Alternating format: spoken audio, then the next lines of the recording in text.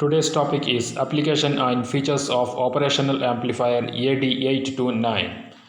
AD829 is a high-speed operational amplifier with low noise and custom compensation. It can provide gains of plus or minus 1 to plus or minus 20 while maintaining a bandwidth greater than 50 MHz. It is particularly suitable for professional video applications with excellent performance in terms of differential phase and differential gain. The AD829 achieves its high slew rate and gain bandwidth while consuming only 5 mA of current. It has an external compensation pin that allows for versatility in optimizing bandwidth for different loads and power supply voltages. It can also be used as a gain of two-line driver with increased bandwidth. The AD829 has excellent DC performance with high open loop gain, low input voltage noise and low input offset voltage. It has high common mode rejection and power supply rejection ratios. It is also useful in high-speed data conversion applications with fast settling time. It can serve as an input buffer for A to D converters and as an output converter for high-speed DACs in multi-channel systems. The AD829 operates like a traditional voltage feedback amplifier and offers many of the advantages of a transimpedance amplifier. By replacing the external compensation capacitor, it can maintain a bandwidth greater than 50 MHz for a range of gains. The AD829 and transimpedance amplifier are both stable at unity gain and have similar voltage noise performance. However, the AD829 has significantly lower current noise compared to transimpedance amplifiers. The inputs of the AD829 are symmetrical. Key features of the AD829 include an input voltage noise of 2 nanovolt, current noise of 1.5 and a 50 MHz bandwidth, making it an ideal preamp. It also has a low differential phase error and differential gain error at specific color subcarrier frequencies, making it suitable for driving reverse terminated 50 ohms and 75 ohms cables. The AD829 can handle heavy capacity loads and is fully specified for operation with power supplies ranging from plus or minus 5 volt to plus or minus 15 volt. It is available in various packages including plastic, CER dip and small outline packages, as well as chips and MIL standard 883B parts.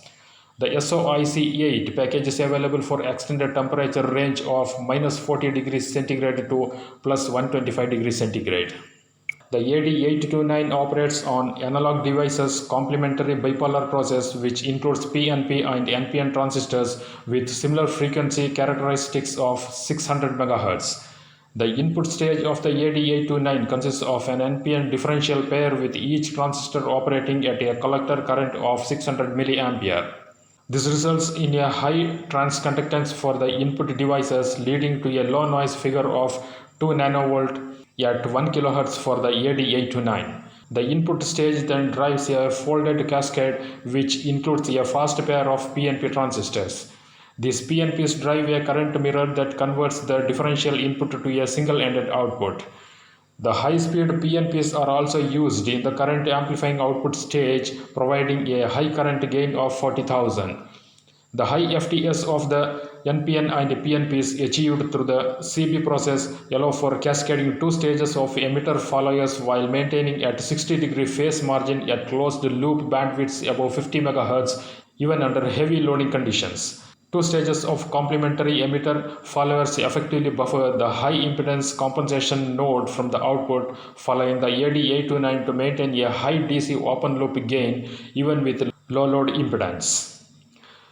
Laser trimming and P-TAT biasing ensure low offset voltage and offset voltage drift, enabling the user to eliminate AC coupling in many applications.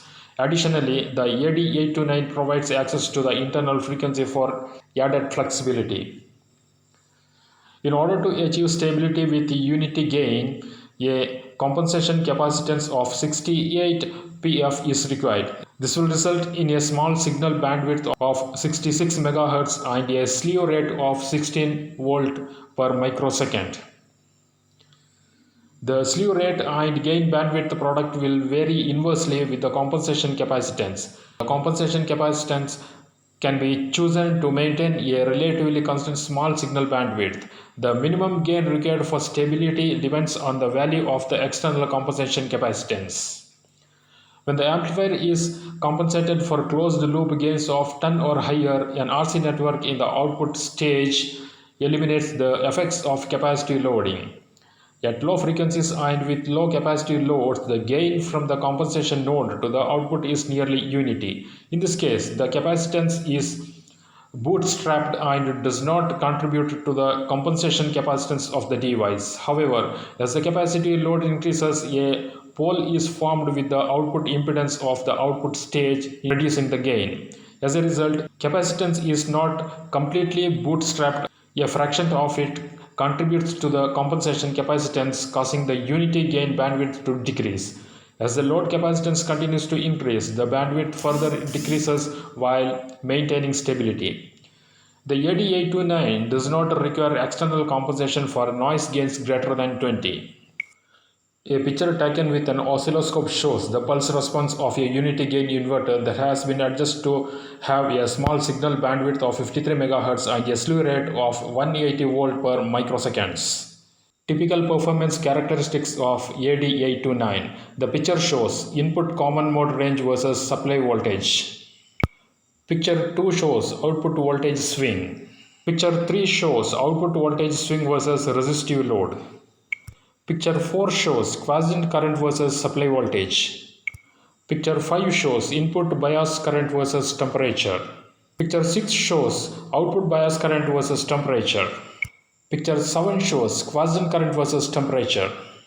Picture 8 shows short circuit current limit versus temperature. Picture 9 shows minus 3 dB bandwidth versus temperature. This is the complete tutorial of AD829 video IC. Thank you for watching.